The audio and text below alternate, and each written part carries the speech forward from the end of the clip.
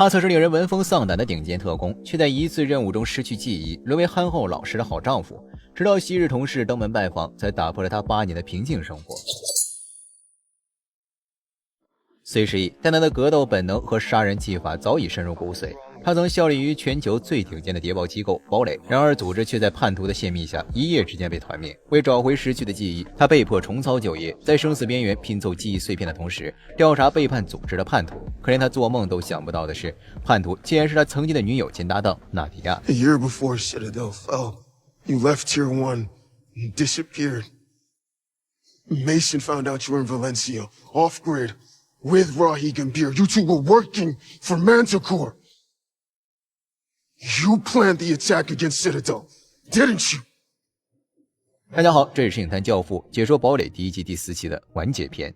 在两人的逼问下，纳迪亚不得已说出实情。9年前，她怀上了梅森的孩子，并联系了自己的父亲，也就是卡特口中的恐怖分子拉希甘比尔。Does Mason know? No.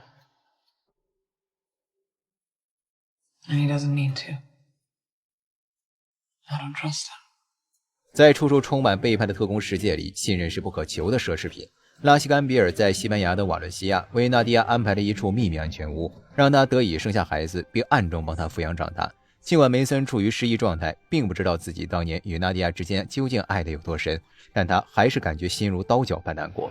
这时，一排车队突然出现，是曼迪科尔的人追了过来。为首之人拿出一个耳机，说有人想和梅森聊一聊。曼迪科尔组织是由世界各地8个最富有的家族共同创立的谍报机构，用来操纵全球大事件的走向，挑起战争谋利。这人是曼迪科尔明面上的负责人戴利亚。他告诉梅森，太平洋某处有一艘潜艇，里面有5枚核弹，他需要梅森帮忙取出来。 Why would I do that? 这个项链是纳迪亚当初离开女儿时留下的，为了女儿的安全，梅森别无选择。前往菲斯郊外的一处秘密机场，梅森提出要见女儿一面，确认她的安全。士兵举起视频通话的手机，他不知道女儿长什么样子，但从纳迪亚的表情来看，女儿确实被绑架了。他们很快抵达秘密机场，戴利亚为他们准备好了隐形喷气式飞机，带他们去太平洋的上空，侵入那艘潜艇，从死守导弹系统中取出5个核武器核心，并将其带到瓦伦西亚交给自己换女儿。 She's my daughter. I'm running this up. I make this jump. That's not possible. He is not equipped. Agent Spence, would you like to acquaint your colleague with reality? It has to be Mason. It was his red cell mission. 8年前，梅森曾单独执行过一次任务，侵入自动核潜艇，在系统中植入后门，防止俄罗斯对主权国家发射核武器。当时纳迪亚处于失踪状态，梅森以为领导知道了奥兹钥匙的事，认为纳迪亚可能是内奸后将其囚禁，于是他动了点小心思，在自动核潜艇植入系统后门时，激活了2级干扰协议，窃取了核潜艇控制权，给自己留下与组织谈判的筹码。若纳迪亚真的是内奸，他便以此为筹码保护纳迪亚。时间回到现在，卡特搜寻到了自动核潜艇的位置，梅森将与戴利亚的手下戴维克共同跳伞执行任务。由于梅森记忆并未恢复，只是凭借肌肉记忆的本能来跳伞，无法精准控制下落速度，导致自动核潜艇还未浮出海面。 Carter, he's moving too fast. Hang on, Cal. Sub's about to breach. Emergency service initiated.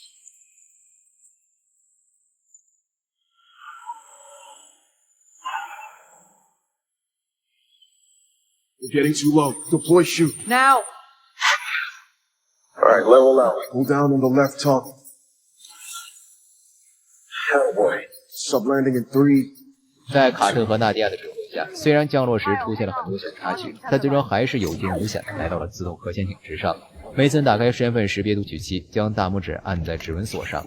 经过一顿红光扫描，梅森成功通过身份识别打开了舱门，以防着戴维克图穷匕现。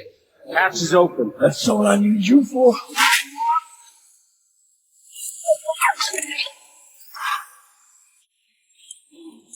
戴维克用小刀割断绳子，梅森被挂在甲板上。纳迪亚见状想下去帮他，结果遭到士兵阻拦。纳迪亚直接动手，身为王牌特工的他非常轻松地解决了参与的4名士兵。此时戴维克已经抵达控制室，并将发射核导弹的坐标改成了曼迪科尔组织的5个大本营。 Did you really think you could kill my brother without any repercussions? You listen closely. 5 dead-hand missiles unlocked the Magical family compounds. In Mexico City, Florence, Marseille, Beijing, and Berlin. What are you doing? I want a seat at the table. Give me that, and I give you your warheads. If not, You're gonna watch Manchico burn. 面对戴维克的复仇，戴利亚早就做了后手准备，破解了自动核潜艇的转向装置，所以5枚死守导弹在发射之前，他就能让自动核潜艇坠入深海，让戴维克在爆炸中葬身于此。 Goodbye, Derek. 这时，梅森举着枪出现，戴维克刚想动手，就被躲在暗处的纳迪亚偷袭打晕。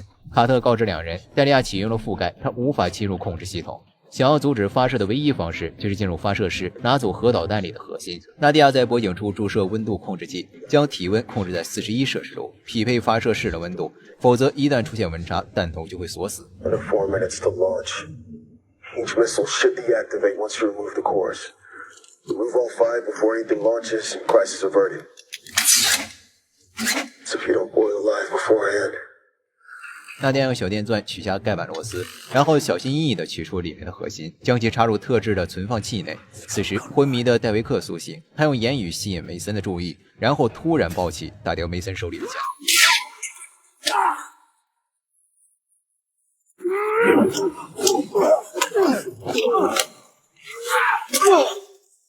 自闭的梅森只能凭借本能被动的防守，无法主动进攻。戴维克作为曼提科尔组织的顶尖打手，身手自然不差。梅森全程被压着打。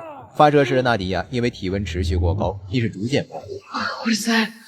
It's the final launch countdown. You got 20 seconds on you. Kyle, backstop erases your memories, but it doesn't erase your skills. Your mind may not remember, You won't remember? but your body does. 10 seconds on you. Deactivate the cores. 5 seconds. You want to save your family? You just listen to me, and I will get you through this. Come on. Yes, launch the saber. Kyle, listen to me. You are still Mason King. Get up, now! Fight back! Ah!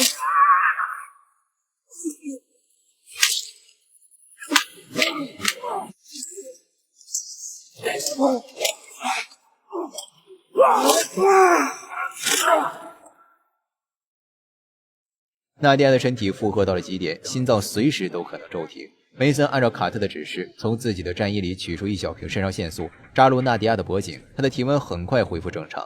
还没来得及喘口气，卡特就告知两人，100公里外发现了俄罗斯轰炸机正在靠近，必须尽快离开。两人来到甲板上，卡特操控隐形喷气式飞机放下绳索，在俄罗斯轰炸机赶到之前将两人带走。随后，他们在瓦伦西亚降落，卡特爬上高点架枪，梅森和纳迪亚与戴利亚的人进行交易。两人女儿被一名士兵压在围栏边，交接人让他们先交出核心，并让技术人员验明真伪。Están codificados. Les han hecho algo. I knew you would try to be clever. Once Mason Kane, always Mason Kane. Why doesn't Citadel have operational control of the missiles? Because I do. Unlock the weapons, or she dies. 失忆的梅森并不知道解锁密码，交接人的注意力全都集中在他身上，不停地出现威胁。纳迪亚看准时机。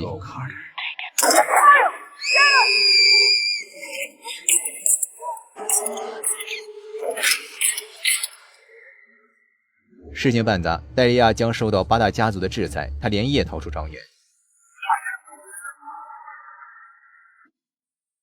梅森等人回到堡垒总部，地上密密麻麻的弹壳，预示了当年的战斗有多么惨烈。这时，梅森的妻女都找到了这里，纳迪亚和卡特的眼里满是难以置信。梅森失忆后娶的妻子是纳迪亚的闺蜜塞莱斯特。当年，梅森为了保护纳迪亚，不仅让塞莱斯特背黑锅，还暗中永久消除了她的记忆。如今，这两人成了夫妻，真是造化弄人，狗血至极。 I got something here. Your activation vial.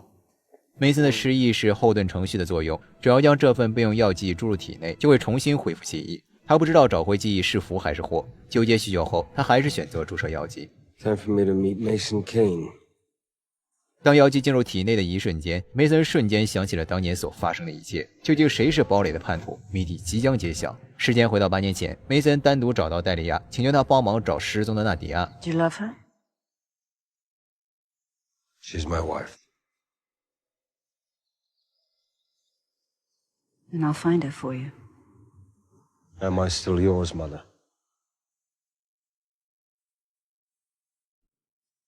There's my book. I thought that you must have just lost it over the years. I didn't lose it. I buried it. The Queen's English isn't something you bury. I didn't realize that you chose to become someone new altogether, to give up on who you were? Like you did. 戴利亚说出自己多年的秘密调查，关于梅森父亲被炸死的真相。当年官方给出的报道说是塞尔维亚的一个恐怖组织引爆了2枚汽车炸弹。戴利亚在一次机缘巧合之下遇到了塞尔维亚的一位前外交官，这人喝醉后告诉他，那起大规模平民被意外炸死的惨剧并不是汽车炸弹，而是3枚空中导弹。于是戴利亚深入调查了一番，发现堡垒和北约之间的秘密协议 stating Citadel's intent to launch airstrikes on a Serbian terror cell. But the thing is, they had the wrong coordinates. So instead of decimating a terrorist compound, they killed 157 men, women, children, and infants, all of them UN workers and their families. They wouldn't. Well, then how do you explain the documents and missives and confessions that Citadel blackmailed NATO, the CIA, the UN, all to cover up the bombings? They knew Mason. Everyone knew. 堡垒以守护世界和平为己任，不受任何国家控制，如今却犯下如此滔天大罪，并将其掩盖。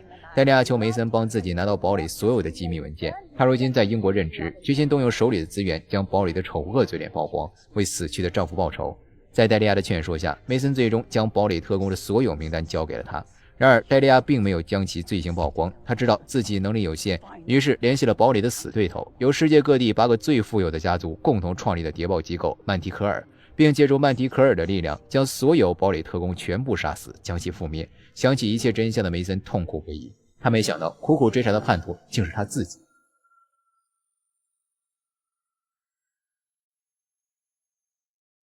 堡垒第1季第4期完结篇的内容到这里就结束了，6集追完，最后10分钟的反转确实让人精神一振，但却并不震撼。回过头来审视整部堡垒第1季，会发现这个英雄级叛徒的惊天设计更像是一块精心缝制的遮羞布，掩盖全剧在叙事节奏、人物塑造和逻辑自洽上的种种疲软。前5集铺垫了大量的回忆片段，编剧用近乎炫技的方式把碎片化的记忆抛给观众，制造迷雾。但这迷雾的构成并非来自于多线叙事的精巧，而是单纯的信息遮断，观众被动接受编剧投喂的每一条新线索。配角的工具人属性过于明显，出场就是为了带来新的碎片化回忆，导致观众并不是通过逻辑推理猜不出叛徒是谁，而是因为关键信息压根儿没给全，给人一种云里雾里的感觉。就比如梅森背叛的动机铺垫严重不足，第6集的开头只是给出了梅森5岁时看着父亲被炸死的零散片段，然后又是戴利亚直接说出他父亲被炸死的真相。梅森内心情感世界的刻画太过单薄，以至于最后的反转给人的感觉更像是原来如此的信息差，而非人物塑造的深刻挖掘。当然，这部剧单集投资成本约为5000万美元，是电视剧史上单集制作成本最高的剧集之一，高居第2位。视觉呈现方面堪比院线大片的级别。2位主演理查德·麦登与普雅卡·乔普拉的组合，也为不少观众评价为近10年来颜值最高的英美剧。休闲之余追一追还是挺不错的。